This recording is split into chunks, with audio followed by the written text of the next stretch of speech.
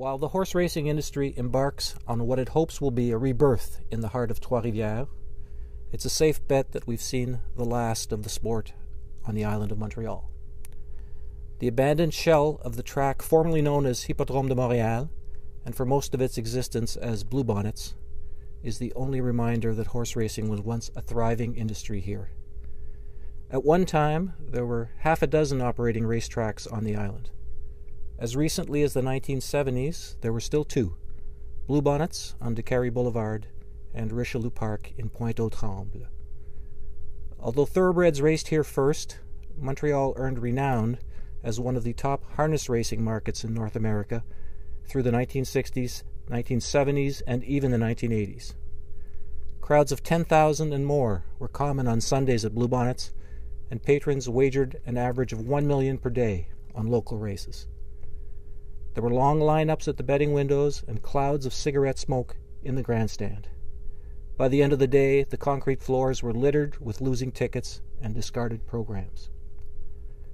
Bluebonnets once attracted a crowd of more than 40,000 during the 1960s, at the time a record for a local sports event.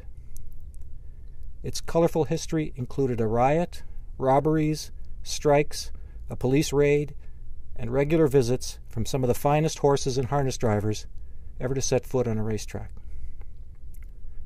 But it all ended in 2008 with the bankruptcy of Attraction Hippique, a private company to which the government had conferred responsibility for running Quebec's 4 racetracks. A place that used to be one of Montreal's most attended sports venues has been vacant now for more than 3 years, awaiting the wrecking ball.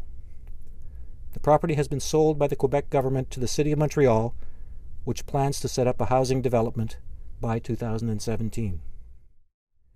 Even if there was money to build another track, it wouldn't be in Montreal.